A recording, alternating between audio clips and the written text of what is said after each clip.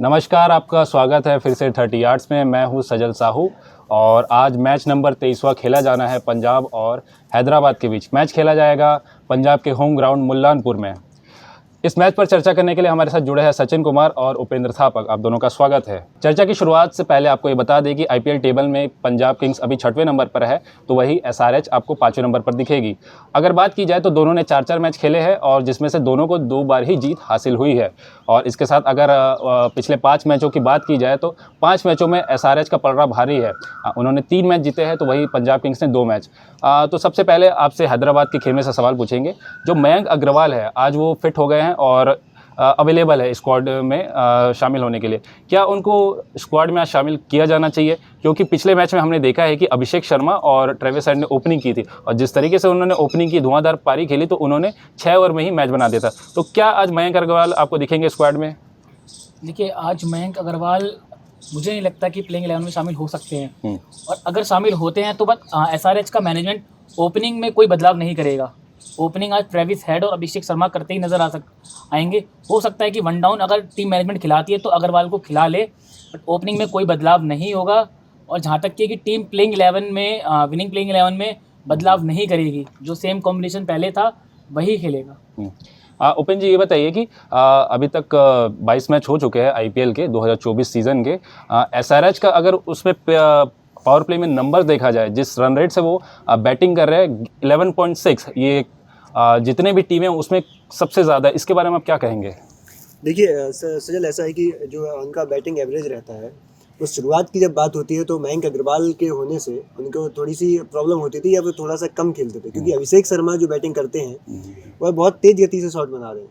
भले ही कुछ भी हो, उनके पर्सनल लाइफ में कुछ भी चल रहा हो, लेकिन उन्होंने इस बार अपनी बैटिंग को निखार के सामने लाया है। और जब से ट्रेविस हेड को उतारा है, पिछले मैच में मयंक अग्रवाल को कहा गया था कि वो बीमार है या फिर उनकी तबीयत खराब है, जो भी है, लेकिन मैनेजमेंट ने उनको बाहर बिठाया और शायद इस मैच में भी मैनेजमेंट उनको बाहर बिठाएगी। और जहाँ तक बात है एसआरएच की, जो उसकी टीम मैनेजमेंट क्या डिसाइड करता है, खैर जो आंकड़े हैं वो टीम मैनेजमेंट के पास भी होंगे कि वो कैसे इसको देखते हैं। लेकिन मयंक अग्रवाल कहीं ना कहीं उनकी कमी कम साबित हो रहे थे, क्योंकि वो जल्दी आउट भी हो रहे थे और आउट नहीं हो रहे थे, वो बॉलें खा रहे थे। जो एसआरएच का स्ट्राइक रेट जो शुरुआत में बहुत ज़्यादा है, वो आप ये मत भूलिए कि वो 270 वाला जो रन बना था उनका, उसमें भी वो शामिल थे। तो इस वजह से वो इस आईपीएल में सबसे ज़्यादा ऊपर है। ठीक है। सचिन जी, ये बात आप ये बताइए कि ट्रेविस हेड ओपनिंग करते हैं अभिषेक शर्मा के साथ, पिछले मैच में उन्होंने किया। अगर उनका फास्ट बॉलर के बिहाफ पे अगर स्ट्राइक रेट देखा जाए तो 210 के आसपास का उनका स्ट्राइक रेट है। लेकिन अगर हम वही अगर स्पिन की बात की जाए तो स्पिन में काफ़ी कमज़ोर नज़र आते हैं। आज जिस टीम के साथ मैच है उसमें हरप्रीत ब्रार है, तो किस तरीके से टैकल करेगी आज जो पंजाब किंग्स है ट्रेविस हेड को? देखिए, आज पंजाब किंग्स मुझे लगता है कि पावर प्ले में हरप्रीत बरार का इस्तेमाल ज़रूर करेगी। और देखिए, शिखर धवन को देखा गया है कि वो कई बार हरप्रीत बरार को स्टार्टिंग ओवर्स में लाते हैं। और आरसीबी के मैच में भी लाया गया था। हाँ। तो आज देखिए, धवन की पक्का कप्तानी में रहेगा कि ट्रेविस हेड और अभिषेक शर्मा की साझेदारी को जल्दी तोड़ा जाए। और ट्रेविस हेड को देखिए स्पिन में अच्छा नहीं रहा है स्ट्राइक रेट। देखिए, ओवरसीज़ बल्लेबाज हमेशा से स्पिन में फंसते नजर आते हैं। और देखिए, मुल्लानपुर की जो पिच है वो कहीं ना कहीं थोड़ी सी स्पिन फ्रेंडली हो सकती है। और दिल्ली वाले मैच में देखा गया था कि स्पिनर्स को मदद थी। तो आज के मैच में स्पिनर्स जल्दी बॉलिंग करते नजर आ सकते हैं। ये बताइए कि हम मयंक यादव पर पिछले 1-2 मैचेस से बात कर रहे हैं, माफ़ कीजिए, हम एडन मार्करम पर पिछले 1-2 मैचेस से बात कर रहे हैं। एडन मार्करम रन बना रहे हैं, 50 मार रहे हैं, लेकिन क्या आपको लगता है कि जो स्ट्राइक रेट, फिर से स्ट्राइक रेट पर आ गए उनके, क्या आपको लगता है कि जिस स्ट्राइक रेट से वो तीसरे नंबर पर बल्लेबाजी करने आ रहे हैं या चौथे नंबर पर बल्लेबाजी करने आ रहे हैं, क्या उस टीम के लिए सही है जिस टीम में आपके पास क्लासेन है? देखिए सजल, कहीं ना कहीं आपको ये भी देखना होगा कि पावर प्ले में आप रन बना सकते हैं, लेकिन पावर प्ले जहाँ पे ख़त्म होता है वहाँ पे एक ऐसे खिलाड़ी की आपको ज़रूरत पड़ती है जो टीम को एंकर करके चल सके। क्योंकि अगर आप सीधा क्लासन को उतार देंगे तो आपके पास नीचे हिटर जो बल्लेबाज होते हैं उनकी कमी हो जाएगी। क्लासन नीचे आते हैं, नीचे जो 2-4 ओवर उन्हें खेलने को मिलते हैं उसमें वो बहुत ज़्यादा रन बनाते हैं, टीम के स्कोर को बढ़ाते हैं।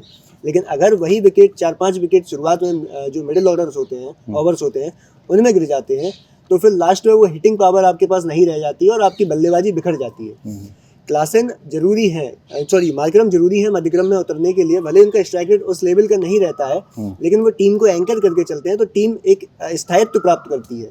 एक स्टेबिलिटी मिलती है टीम को, तो उससे क्या होता है क्लासन को लास्ट में इतनी फ्रीडम मिलती है कि विकेट है अपने हाथ में, आप चाहें तो शॉट्स मार सकते हैं, और बाकी जो आने वाले बल्लेबाज जो रहते हैं उनको भी इतना मौका मिलता है कि वो बड़े शॉट्स लगा सकें। अगर आपके पास विकेट नहीं बचेंगे तो आप लास्ट में शॉट्स खेलने में कोताही बरतेंगे। लेकिन सचिन, अगर इन्होंने बात की एंकरिंग द इनिंग, तो कभी कभी हमने देखा है कि एक प्लेयर इतना ज़्यादा एंकर कर जाता है कि वो ज़्यादातर जो बॉलें है, maximum number of ball in the innings वो कंज्यूम कर जाता है, लेकिन उसका इनडायरेक्टली प्रेशर पड़ता है आपके मिडिल ऑर्डर पर। इस पर आपका क्या कहना है? देखिए, कहीं ना कहीं आपकी बात से मैं सहमत हूँ कि एंकरिंग भी उस लेवल की नहीं की जानी चाहिए कि आप, क्योंकि देखिए छठे ओवर के बाद आपको इनिंग बिल्डअप करनी है 15वें ओवर तक, क्योंकि उसके बाद हमको फिनिशर्स के लिए गेम छोड़ना है कि आगे फिनिश करें। तो मैं कहेंगे कि आपकी बात से सहमत हूँ। मुझे लगता है कि एंकर करने का सही तरीका ये होना चाहिए कि आप सिंगल्स डबल को लेते रहिए और बीच बीच में शॉट्स मारते रहिए, इतनी बॉलें नहीं खानी चाहिए। बाकी देखिए, मार्करम की बात करें तो पिछला मैच ठीक ठाक रहा है स्ट्राइक रेट के, और मैच के हिसाब से पिछला मैच उनका अच्छा रहा है, 36 गेंदों में 50-52 रन बनाए थे। तो मुझे लगता है कि देखिए, आज के मैच में अगर अभिषेक शर्मा और हेड अच्छी साझेदारी करते हैं तो कहीं ना कहीं मार्करम के लिए अच्छा मंच रहेगा खुल के खेलने के लिए। अभी तक के मैचों में देखा गया है कि कहीं ना कहीं ओपनिंग में अगर विकेट जल्दी गिरी तो फंसते नजर आ रहे थे वो। ठीक है, आपको सबसे पहले ये बता दें कि पिछले साल 2023 में आज के ही दिन दोनों टीमों के बीच SRH और पंजाब किंग्स के बीच मैच हुआ था, और आपको ये बता दें कि SRH ने उसमें 8 विकेट से जीत हासिल की थी, और उस मैच में पंजाब किंग्स के जो आज के कैप्टन हैं शिखर धवन ने 99 रन बनाए थे। मेरा सवाल अभी भी मार्करम को लेकर ही है। क्या अगर आपके पास ट्रेविस हेड और अभिषेक शर्मा है जो पावर हिटर माने जाते हैं, और कहीं कहीं तो ये भी माना जाता है कि बोला जाता है कि जो पंजाब की असल बैटिंग स्टार्ट होती है वो तीसरे नंबर से स्टार्ट होती है, क्योंकि पहले दो इतने ज़्यादा डिस्ट्रक्शन करके चले जाते हैं, तो तीसरे नंबर से मेन उनकी जो बैटिंग लाइनअप वो स्टार्ट होती है। क्या हम ग्लेन फिलिप्स को इस्तेमाल किया जा सकता है एडन मार्करम की जगह? क्या ऐसी कोई पॉसिबिलिटी हो सकती है इस टीम में? हाँ, आपसे पूछ रहा हूँ जी। देखिए, ग्लेन फिलिप्स को मौका देना मुझे नहीं लगता कि सही होगा, क्योंकि एडन मार्करम को टीम मैनेजमेंट का भरोसा है। एडन मार्करम को पिछली बार कैप्टन भी रहे हैं, लेकिन ठीक है, हैदराबाद के कैप्टन्स के साथ अपना नज़रिया वो ठीक नहीं रहता है, लेकिन ग्लेन फिलिप्स का आना एकदम से, मौका देना न देना क्या मैनेजमेंट के हाथ में है, लेकिन टीम अगर चाहेगी तो मार्करम को इसलिए खिला के रखेगी क्योंकि जो मैंने वो बात की स्टेबिलिटी देते हैं। पिछले मैच की अगर हम बात करें तो मार्करम ने 36 बॉलों में 50 रन बनाए, स्ट्राइक रेट 138 का रहा, लेकिन आप ये भी देखिए कि स्कोर लो स्कोर मैच था, 160 के आसपास, 166 के आसपास रन थे उस मैच में। जब ट्रेविस हेड और अभिषेक शर्मा आपको एक अच्छा स्टार्ट दे के आउट हो गए थे, तो टीम को जरूरत थी कि थोड़ा रुक कर खेलने की। आप वहाँ पे क्लासन को भेज देते और अगर क्लासन आउट हो जाते तो कहीं ना कहीं टीम पूरी दबाव में आ जाती। जो आपने फिलिप्स की बात की, तो वो भी एक तरीके के डिस्ट्रक्टिव बल्लेबाज हैं, वो आते हैं, शॉट्स मारते हैं, लगातार शॉट्स मारते हैं। अगर वो वहाँ पे होते तो शायद वो उस तरीके से बैटिंग करते कि टीम को बाद में वो जो स्टेबिलिटी मिलनी चाहिए वो नहीं मिल पाती। अगर आपकी शुरुआत में ही दोनों खिलाड़ियों ओपनर्स के आउट होने के बाद 2-3 विकेट और गिर जाते या 2 विकेट गिर जाते तो बल्लेबाजों के ऊपर दबाव आ जाता। वही क्लासन जो खुल के खेलते हैं वो स्लो खेलते हुए नजर आते हैं आपको, क्योंकि आपको एक at the end of the day आपको मैच जीतना है। आप केवल खेलने के लिए नहीं आते हैं, आप मैच जीतने के लिए आते हैं। ठीक है, सचिन जी ये बताइए कि अगर हम सनराइजर्स हैदराबाद की मिडिल ऑर्डर की बात करें तो उसमें आते हैं आपके शहबाज अहमद बैटिंग करते हैं, क्लासन करते हैं, अभी रेड्डी भी आए हुए हैं, और अब्दुल समद भी अच्छी खासी बैटिंग कर लेते हैं। क्या एक आइडियल इनका ऑर्डर होना चाहिए एक मैच में? क्योंकि हमने कुछ मैचेस में देखा है कभी क्लासन ऊपर आ रहे, कभी नीचे आ रहे, कभी शहबाज अहमद ऊपर आ रहे, कभी नीचे आ रहे। क्या एक आइडियल बैटिंग ऑर्डर होना चाहिए एक आइडियल पिच के लिए या फिर एक आइडियल मैच के लिए? देखिए, जैसे मैं आपकी बात से मुझे लगता है कि अगर मार्करम से शुरुआत करूं, अगर देखिए मार्करम अगर 1-2 मैच में और परफॉर्म नहीं कर पाते हैं उस स्ट्राइक रेट के हिसाब से, तो ग्लेन फिलिप्स को देखिए मौका 1-2 मौके दिए जा सकते हैं। नहीं देखिए, हालांकि उनकी परफॉर्मेंस है, जिस तरीके से रन मारा, strike rate could be a concern for the team. बाकी देखिए, मेरे लिए जो बैटिंग ऑर्डर रहेगा, मयंक क्या नाम है, ट्रेविस हेड और अभिषेक शर्मा ओपनिंग, ठीक है। अगर टीम मैनेजमेंट अगर मयंक अग्रवाल को मौका देती है तो मयंक अग्रवाल देखिए एंकरिंग के साथ साथ अच्छी स्ट्राइक रेट को भी रख सकते हैं। अगर मयंक अग्रवाल का नंबर 1 पे देखे जाए वन डाउन पर अच्छा स्ट्राइक रेट रहता है, तो वन डाउन पे Mayank Agarwal and then Aiden Markram, और उसके बाद मुझे लगता है कि हम क्लासन को मौका देंगे। और अगर टीम अगर इम्पैक्ट में अगर अच्छी स्थिति है या अगर टीम प्लेइंग 11 में अब्दुल समद खेल रहे हैं तो अब्दुल समद को। ठीक है, अगर स्पिन डिपार्टमेंट की बात की जाए आपके सनराइजर्स हैदराबाद की, पिछले जितने भी मैचेस अभी खेले हैं उन्होंने, उतना खास इनका प्रदर्शन नहीं है। और आज ट्रेविस हेड उनके सामने होंगे, माफ़ कीजिए, आज उनके सामने होंगे आपके पंजाब के लेफ्ट हैंडर बैट्समैन धवन, जिन्होंने इनके खिलाफ पिछले मैच में 99 रन बनाए थे पिछले साल के।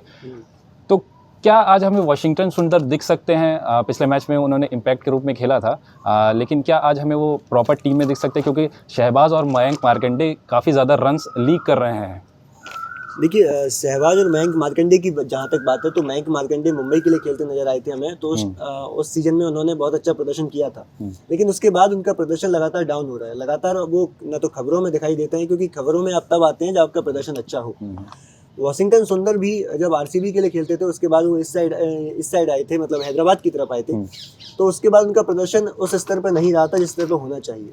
दोनों जो तीनों गेंदबाज हैं, अब्दुल समद हैं, मयंक मार्कंडे हैं और वाशिंगटन सुंदर हैं, ये लगातार ही टीम मैनेजमेंट के ऊपर भरोसा वाली बात होती है कि टीम मैनेजमेंट किसे अपना भरोसा ज़्यादा जताती है। अभी तक मैनेजमेंट ने अब्दुल समद और मयंक मार्कंडे में भरोसा जताया है, लेकिन उन्होंने इम्पैक्ट प्लेयर के रूप में वाशिंगटन सुंदर को खिलाकर अपने नज़रिया साफ कर दिया है कि हम इनको भी ला सकते हैं। तो इन दोनों को खिलाड़ियों के ऊपर जहाँ तक मुझे लगता है, तो आज इन दोनों को मौका मिलेगा। लेकिन उसके बाद अगर इस मैच में भी ये प्रदर्शन नहीं कर पाते हैं उस स्तर का, तो फिर वाशिंगटन सुंदर हमें अगले मैच में खेलते हुए नजर आ सकते हैं। जी, आपको बता दें कि अगर वाशिंगटन सुंदर आज टीम में आते हैं, तो मुझे लगता है कि एक और इनको बैटिंग लाइनअप में एक और बैट्समैन मिल जाएगा। ये बताइए कि सचिन, अगर किसी टीम में, कोई भी टीम है, कोई भी फ्रेंचाइजी टीम है, उसमें अगर भुवनेश्वर और कमिंस जैसे आपके गेंदबाज हैं जो रन रोक रहे हैं, तो कितना अच्छा होता है। और अगर हम अगर आरसीबी के टीम को देखें, उनके बॉलिंग लाइनअप को देखें, हर कोई उनके में रन लीक कर रहा है। तो अगर आपके में कमिंस और भुवनेश्वर जैसे बॉलर है, तो कितना ज़्यादा फ़ायदा होगा आपकी टीम को उस टूर्नामेंट जीतने के लिए? देखिए, किसी भी टीम के लिए मुझे लगता है कि बहुत अच्छी बात होगी कि ऐसे 2 वर्ल्ड क्लास बॉलर शामिल हैं टीम में। क्योंकि देखिए, कोई भी टीम में अगर इतने अच्छे क्वालिटी बॉलर हैं, तो टूर्नामेंट जीतने में मदद मिलती है। और देखिए, भुवनेश्वर कुमार से हम सब वाकिफ़ हैं कि अगर वो लय में हैं, तो शुरुआत में अगर उनको स्विंग में मदद मिल रही है, तो किसी भी बड़े से बड़े बल्लेबाज को आउट कर सकते हैं। और देखिए, उनकी डेथ बॉलिंग, अगर वो बिल्कुल अगर अपनी रडार में बॉल अगर यॉर्कर डालते हैं, तो उनकी यॉर्कर का तोड़ किसी के पास नहीं है। और पैट कमिंस तो देखिए विश्व विजेता कप्तान हैं, और उनकी गेंदबाजी से मुझे लगता है कि उनकी गेंदबाजी से कोई अछूता नहीं रहा है। वो चाहे तो उन्होंने कितने ओवरसीज़ बल्लेबाज इंग्लैंड में जाके इंग्लैंड में इतनी अच्छी गति से गेंदबाजी करते हैं, और देखिए इंडिया में उनका रिकॉर्ड काफ़ी अच्छा रहा है गेंदबाजी में। तो देखिए, एसआरएच को इन दोनों से काफ़ी मदद मिलेगी आगे के टूर्नामेंट में। और अभी तक देखिए दोनों ने अच्छा करा है परफॉर्म। देखा जाए तो पिछला मैच भी भुवनेश्वर कुमार का अच्छा रहा है। और देखिए, जहाँ उसने मुंबई के मैच में जहाँ एसआरएच ने 277 मारे, तो वहीं कहीं ना कहीं देखिए कमिंस ने रन बचाए। तो ये बताइए कि उपेन, जो अगर उनादकट को देखा जाए, उनादकट काफ़ी ज़्यादा रन्स लीक कर रहे हैं, आते बॉलिंग डालने, और शुरुआत के ओवर कुछ ठीक रहते हैं, लेकिन आखिरी में आते आते तक काफ़ी ज़्यादा एक्सपेंसिव वो साबित होते हैं। क्या उनके जगह आज क्या फजल फारूकी को खिला सकते हैं, या फिर उमरान मलिक को फिर से टीम शुरुआती दौर में एक्सपेरिमेंट कर सकती है? क्या ऐसी कोई पॉसिबिलिटी है? देखिए, उनादकट भले ही थोड़े रन लीक कर रहे हैं, लेकिन हैदराबाद के साथ ये दिक्कत भुवनेश्वर कुमार के साथ भी है कि वो भी ऐसे प्रदर्शन करते हैं कि शुरुआत के 2-3 ओवर अगर वो फेंकते हैं तो उसमें प्रदर्शन अच्छा करते हैं, लेकिन आखिरी के अगर 2 ओवर उन्होंने फेंक दिए तो इकॉनमी उनका वो वही पहुंच जाता है जो बाकी प्लेयर्स का 10 के ऊपर पहुंच जाता है। तो भुवनेश्वर कुमार ने जब पिछले मैच में अपना प्रदर्शन किया था, तो 3 ओवर उन्होंने शुरू में डाले, उनमें प्रदर्शन अच्छा रहा, और लास्ट में भी उनका इकॉनमी अच्छा ही रहा था, क्योंकि लोअर स्कोरर मैच था। जहाँ तक उनादकट की बात है, तो उनका भी प्रदर्शन लगभग वैसा ही रहता है। अगर ट्रोलर्स की बात किया जाए, तो उनको डिंडा एकेडमी में लोग शामिल करने की कोशिश करते हैं कि वो रन बहुत ज़्यादा देते हैं। लेकिन देखिए, अगर एक्सपेरिमेंट करने को टीम देखेगी, तो फजल फारूकी और या फिर उमरान मलिक को तो मुझे नहीं लगता कि टीम शामिल करेगी, क्योंकि उनकी लाइन और लेंथ उसी तरीके की हो जाती है जिस तरीके की उनादकट की जाती है। वह भी उस तरीके की बॉलिंग में आ जाते हैं, उनको भी रन उतने ही पड़ते हैं जितना उनादकट को पड़ते हैं। तो फारूकी को टीम शामिल कर सकती है, लेकिन मुझे आज के मैच में नहीं लगता कि फारूकी को शामिल करेगी, क्योंकि कहीं ना कहीं टीम अपने जो मेन बॉलर्स हैं उनको बैक करने की कोशिश करेगी। उनादकट टीम के साथ में अपना एक्सपीरियंस भी लाते हैं, और साथ ही साथ वो थोड़ा सा जो अपना वो भी बना के चलते हैं कि ठीक है, रन दिए हैं, लेकिन शुरुआत में वो विकेट लेने की कोशिश में लगे रहते हैं। आपको बता दें, अब बात करेंगे हम पंजाब के खेमे की। पिछला मैच उन्होंने जीटी के खिलाफ जीता था, और जिस तरीके से जीता था, शायद उसका कॉन्फिडेंस इस मैच में भी हमको दिखेगा। कितना कॉन्फिडेंस होगा जो जीटी हालांकि उन्होंने मतलब कि 99% मैच जीत चुका था, लेकिन जिस तरीके से शशांक सिंह और उनके जो मिडल ऑर्डर है, जिस तरीके से उन्होंने परफॉर्म किया, मतलब जीत खींच के ला लिया उनसे। बताइए। देखिए आज पंजाब का कॉन्फिडेंस तो हाई रहेगा ही रहेगा, बट कहीं ना कहीं देखिए टीम को मिडिल ऑर्डर पे काम करना पड़ेगा, क्योंकि देखिए एक समय पे ऐसा था कि टीम जूझ रही थी, वहाँ आकर आशुतोष शर्मा और शशांक सिंह ने अपनी बल्लेबाजी के दम पर मैच को जीता है। और कहीं ना कहीं देखा जाए तो टीम का टॉप ऑर्डर नाकाम रहा उस टाइम उस स्कोर को पाने के लिए। तो टीम का देखिए कॉन्फिडेंस हाई रहेगा, पर आज टीम को कहीं ना कहीं ओपनिंग साझेदारी और मिडिल ऑर्डर पे काम करना पड़ेगा, क्योंकि हर मैच में आके देखिए शशांक सिंह और आशुतोष आपको मैच नहीं जीता सकते। कुछ ना कुछ देखिए टीम को करना पड़ेगा ओपनिंग के लिए और मिडिल ऑर्डर के लिए भी। मिडिल ऑर्डर देखा गया कि पंजाब का उस फॉर्म में नहीं है। ठीक है। ये बताइए कि पिछले मैच में धवन परफॉर्म नहीं कर पाए, लेकिन जॉनी बेयरस्टो की हम बात बहुत पहले से कर रहे हैं। उन्होंने 13 बॉल पर 22 रन बनाए थे, स्टार्ट अच्छा दिया था। तो क्या अगर बेयरस्टो अगर आगे आने वाले टूर्नामेंट में या आज के मैच में अगर चलते हैं तो पंजाब का जो टॉप ऑर्डर है बैटिंग का वो काफ़ी ज़्यादा स्ट्रांग हो जाएगा? बताइए उपेन। जी बिल्कुल। शिखर धवन, देखिए शिखर धवन के साथ भी वही दिक्कत है जो हम एडन मार्करम के साथ कर रहे थे, कि वह भी मध्यक्रम में उनका जूझ रहा था, तो वो एक टीम को एंकर करने की कोशिश करते हैं, स्ट्राइक रेट कम हो जाता है, उसके बाद उनकी फिर वही आलोचना होती है। लेकिन बेयरस्टो अगर टीम में खेलते हैं और साथ में प्रदर्शन करते हैं, पिछले मैच में उनका स्टार्ट अच्छा रहा, उन्हें अच्छा मिला, लेकिन वो उसको बड़ी पारी में नहीं बदल पाए। जब हम देखते हैं कि बेयरस्टो और बटलर राजस्थान के लिए खेलते थे तो ओपनिंग करने आते थे और लगातार ऐसी ओपनिंग करते थे कि सामने कोई टीम, मुझे नहीं लगता है कि उनको आउट करने के पहले सोचने वाली होती थी। राजस्थान के लिए बेयरस्टो दोनों ने खेला है। फिर बेयरस्टो खेला है, हाँ। उसके बाद प्रभुसिमरन सिंह जब आते हैं तो वो टीम को एक स्टार्ट देने की कोशिश करते हैं। उन्होंने एंकर करने के साथ साथ टीम को धमाकेदार तरीके से बल्लेबाजी करने की भी कोशिश की थी, लेकिन सबसे बड़ा कंसर्न टीम के मध्यक्रम के लिए अगर देखा जाए तो वो सैम करन है। 3 ओवरसीज खिलाड़ी हैं जो आईपीएल में सबसे महंगे बिके हैं और तीनों ही प्रदर्शन नहीं कर पा रहे हैं।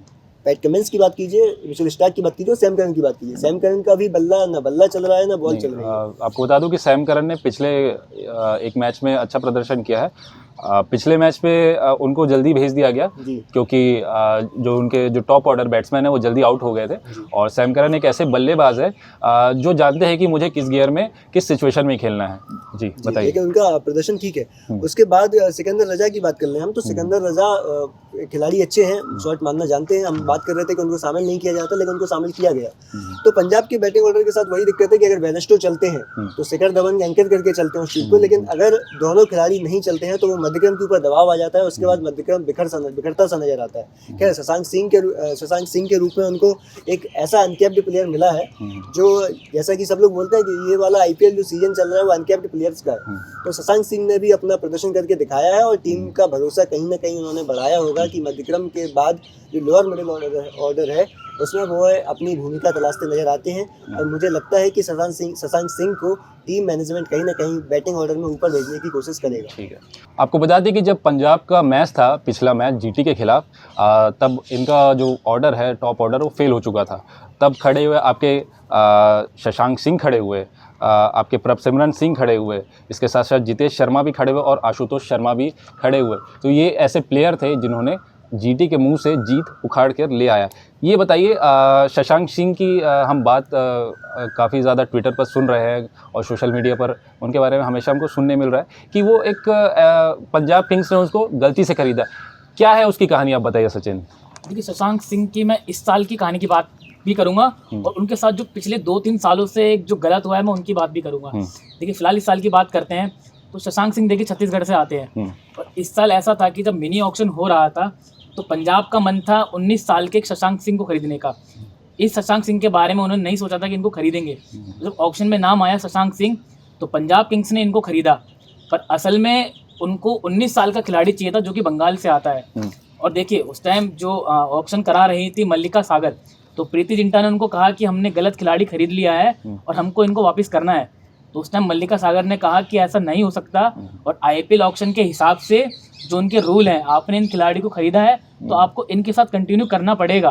तो कहीं ना कहीं देखिए पंजाब की गलती के वजह से उनको खरीदा गया। बाद में पंजाब ने अपने ट्विटर अकाउंट पर डाला था कि हम इससे संतुष्ट हैं, पर कहीं ना कहीं देखिए किसी खिलाड़ी के मनोबल के लिए अच्छा नहीं है, क्योंकि बात सामने खुलकर आई थी कि पंजाब ने शशांक सिंह को गलती से खरीदा है। और देखिए बाकी अगर शशांक सिंह देखिए 2017 से आईपीएल से जुड़े हुए हैं, वो दिल्ली और राजस्थान की टीम में भी थे, पर दिल्ली और राजस्थान ने उनको कोई मैच नहीं खिलाया था। बाकी मैं पिछले साल की बात करूं तो पिछले साल देखिए शशांक सिंह एसआरएच में खेले। एसआरएच में उनका एक ऐसा मैच था जिन्होंने लॉकी फर्ग्यूसन की आखिरी 3 गेंदों पर 3 छक्के मारे। उसके बाद भी लॉकी फर्गूसन को उन्होंने 3 छक्के मारे, उसके बाद भी एसआरएच ने उनको रिलीज कर दिया। तो कहीं ना देखिए इतने अच्छे प्रदर्शन के बाद भी टीम ने उनको रिलीज करा, तो कहीं ना कहीं देखिए किसी खिलाड़ी के लिए अच्छी बात नहीं है, क्योंकि प्रदर्शन करने के बाद भी अगर उसको टीम से रिलीज कर दिया जाता है तो कहीं ना कहीं देखिए उस पर मानसिक दबाव पड़ता है। और देखिए शशांक सिंह ने अपने खेल से पंजाब किंग्स मैनेजमेंट को एक करारा जवाब दिया है कि गलती भले ही उन्होंने करी हो, पर आगे कहीं ना कहीं देखिए शशांक सिंह पंजाब के लिए अच्छा प्रदर्शन करेंगे। हालांकि मैं आपको बता दूं कि जिस दिन मैच ख़त्म हुआ, जिस दिन मैच पंजाब ने जीता, तो पंजाब किंग्स के जो हैंडल है ट्विटर के, इंस्टाग्राम के, और इसके साथ साथ प्रीति जिंटा ने भी ये कहा कि वही शशांक सिंह है जिनको हम खरीदना चाहते थे। अगर सीधी बात की जाए तो शशांक सिंह के परफॉर्मेंस से काफ़ी खुश थी। हमने पिछले मैच में ये देखा कि जो पंजाब किंग्स का जो मिडल ऑर्डर है वो परफॉर्म किया, और मुझे लगता है कि ये काफ़ी समय से शिखर धवन के लिए एक सरदर्द बना हुआ था कि अगर मैं रन नहीं करूंगा तो मेरा मिडल ऑर्डर परफॉर्म नहीं करेगा। लेकिन जो पिछले मैच में हुआ, कितना अच्छा लग रहा होगा आज शिखर धवन को, और कितना आज फ्रीली खेलेंगे, क्योंकि उनको पता है कि अगर मैं आउट भी हो जाऊंगा तो मेरे नीचे आपके प्रभसिमरन सिंह है और उसका जितेश शर्मा है और उसके साथ साथ शशांक सिंह है जो पारी को संभाल लेंगे। बताइए ओपन। देखिए, शिखर धवन के साथ दिक्कत है कि आप एक मैच के आधार पर अपना प्रदर्शन नहीं दे सकते। शिखर धवन के ऊपर भी दबाव होगा कि वो प्रदर्शन करें, अपने शॉट्स जो प्रॉपर शॉट्स होते हैं वो खेलें। एंकर करने की जगह जैसे बाकी टीमों के ओपनर्स उन्हें शुरुआत दे रहे हैं, वैसी शुरुआत अपनी टीम को दें। जब वो ऐसी शुरुआत देंगे तो मिडिल ऑर्डर अपने आप काम करने की कोशिश करेगा।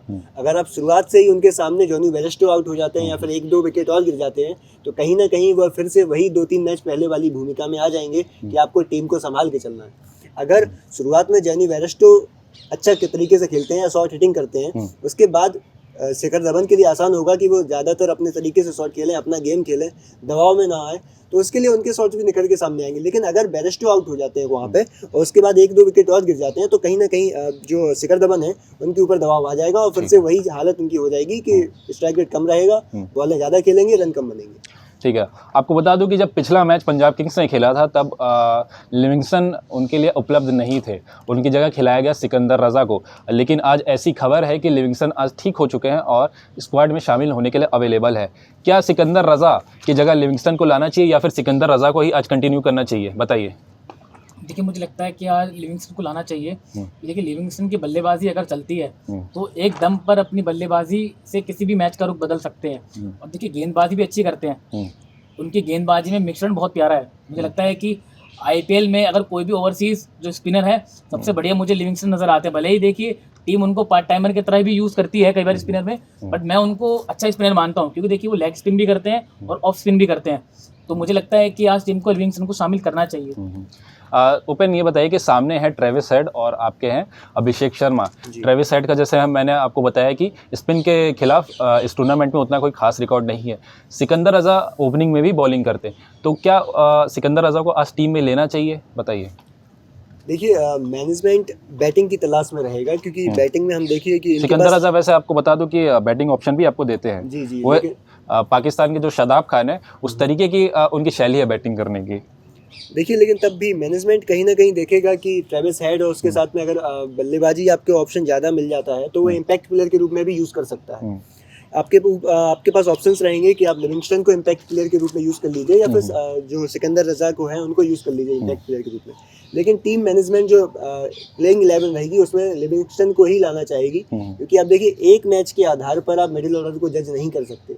एक सही बॉल और खिलाड़ी आउट हो जाएगा तो फिर मुश्किल हो जाएगी टीम के लिए। वहीं देखिए, शुरुआत से ही कोशिश रहती है टीम की कि बैटिंग मजबूत रहे। बॉलर के लिए आप उनको भी ला सकते हैं इम्पैक्ट प्लेयर को। अगर कोई आउट हो जाता है खिलाड़ी और टीम को सिकंदर रज़ा की ज़रूरत पड़ जाती है तो वो बैट्समैन को हटा के सिकंदर रज़ा को वहाँ पर शिफ्ट कर सकते हैं, तो वो आगे आपको बॉलिंग में भी ऑप्शन दे देंगे। इम्पैक्ट प्लेयर का रूल यहाँ पे पंजाब के लिए थोड़ा सा फ़ायदेमंद साबित होगा कि वो अगर चाहें तो दोनों को भी टीम में शामिल कर सकते हैं। लेकिन जहाँ तक 11 की बात है तो मुझे लगता है कि लिविंगस्टन ही खेलेंगे आज। ठीक है, अगर मैं आपको कुछ स्टैट बताऊँ तो इस टूर्नामेंट में अगर डेथ बॉलिंग देखा जाए हर टीम का, जिसमें 17 से 20 ओवर में पंजाब किंग्स सबसे वर्स्ट इकोनॉमी रही है। उन्होंने आखिरी के 4 ओवर में 12.65 के आसपास के रन रेट से रन दिए हैं। ये काफ़ी बड़ा कंसर्न है। एक तो सबसे पहले नंबर पर है डीसी, दूसरे नंबर पर है पंजाब। जब आपके पास रबाडा और अर्शदीप जैसे बॉलर है तो इस तरीके के इकोनॉमी और इस तरीके की इकोनॉमी होना डेथ बॉलिंग में, ये तो काफ़ी गलत बात है। बताइए। देखिए कहीं ना कहीं पंजाब की डेथ बॉलिंग का बहुत बड़ा कंसर्न है। जो देखिए पंजाब ने काफ़ी रन लुटाए हैं डेथ बॉलिंग में, और कहीं ना कहीं देखिए इसकी वजह है रबाडा का ना चलना। और हर्षल पटेल भी देखिए, हर्षल पटेल भी डेथ बॉलिंग में कहीं ना कहीं देखिए पिटते नजर आए हैं, उन्होंने ओवर डाले हैं। कहीं ना कहीं देखिए उस टाइम मुझे याद है डीसी वाला मैच, कि जब उनको अभिषेक पोरेल ने कैसे धुनाई करी थी आखिरी ओवर में। तो कहीं ना कहीं देखिए टीम के लिए बहुत बड़ा कंसर्न रहेगा।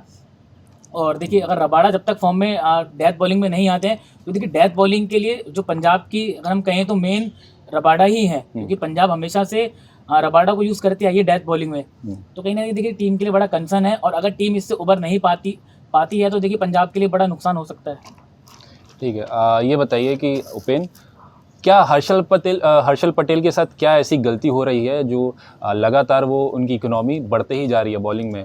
क्या वो पिच को लेकर है, या फिर वो क्या ज़्यादा कुछ परफॉर्म करने की कोशिश कर रहे हैं, या फिर कुछ उनके ऊपर मेंटल प्रेशर है? बताइए क्या हो सकता है? देखिए हर्षल पटेल जब आरसीबी में थे शुरुआत में तो उनको पर्पल कैप भी मिली है, लेकिन वही होता है कि आप जब जो डेथ ओवर्स होते हैं उनमें गेंदबाजी करते हैं तो आपके ऊपर कहीं ना कहीं दबाव रहता है। हर्षल पटेल मिडिल ओवर्स होते हैं उनमें भी गेंदबाजी की है उन्होंने, लेकिन मोस्टली उनका जो ओवर्स होते हैं वो डेथ ओवर्स में डालने की कोशिश करते हैं। टीम मैनेजमेंट भी उन पर भरोसा करती है, लगातार आप देखिए लगातार मैचों में उन्हें खिलाया जा रहा है। ऐसा नहीं है कि टीम मैनेजमेंट उनसे कह देती है कि नहीं ठीक है आप बैठिए, आपकी जगह दूसरा प्लेयर आएगा। तो वो देखना होगा टीम को। और जहाँ तक हर्षल पटेल की बात है तो हर्षल पटेल एक अनुभव लेकर आते हैं आपके अपने साथ, उनके पास एक्सपीरियंस है टीम का, पर्पल कैप होल्डर भी रहे हैं वो एक सीजन में। तो उनके ये तो नहीं कह सकते हम कि अनुभव नहीं है तो कहीं भी बॉल डाल रहे हैं, कुछ भी हो रहा है। कहीं ना कहीं प्रदर्शन का दबाव है, आप लगातार रन देते हैं तो आपके ऊपर भले ही मैनेजमेंट आपको भरोसा जताए, लेकिन आपको अपने ऊपर भरोसा होना कम हो जाता है कि भाई मैं क्या कर रहा हूँ। मैनेजमेंट उनको लगातार बैक कर रहा है, लेकिन उनको खुद के ऊपर भी भरोसा करना होगा। क्योंकि देखिए ये ज़्यादा बड़ा मैच नहीं है, 5 मैच हो गए, मतलब एक तिहाई टूर्नामेंट खत्म हो चुका है। अगर टीम फाइनल में नहीं पहुंचती है तो 14-15 मैचों में से 5 मैच आप खत्म कर चुके हैं। तो टीम मैनेजमेंट कहीं ना कहीं 1-2 मैच और देखेगा, अगर नहीं आता तो वह दूसरे ऑप्शंस की तरफ भी जाने की कोशिश करेगा। ठीक है, क्या नेथन एलिस उस कद के बॉलर हैं, रिप्लेस कर सकते हैं हर्षल पटेल को? देखिए टीम मैनेजमेंट देखिए हर्षल पटेल पर काफ़ी भरोसा जता रहे हैं। और देखिए हर्षल पटेल की देखिए जो स्लोअर है, मुझे लगता है कि उसका तोड़ किसी के पास नहीं है, बस और देखिए जो आपने कहा कि उनकी फॉर्म का मेन रीज़न ये है कि वो ज़्यादातर तेज फेंकने पर जा रहे हैं, क्योंकि कुछ समय से देखा गया कि इतनी स्लोअर का इस्तेमाल वो कर ही नहीं रहे हैं। वो पहले स्लोअर 115-120 की रफ्तार से डालते थे, और कहीं ना कहीं देखिए वो कारगर साबित होती थी।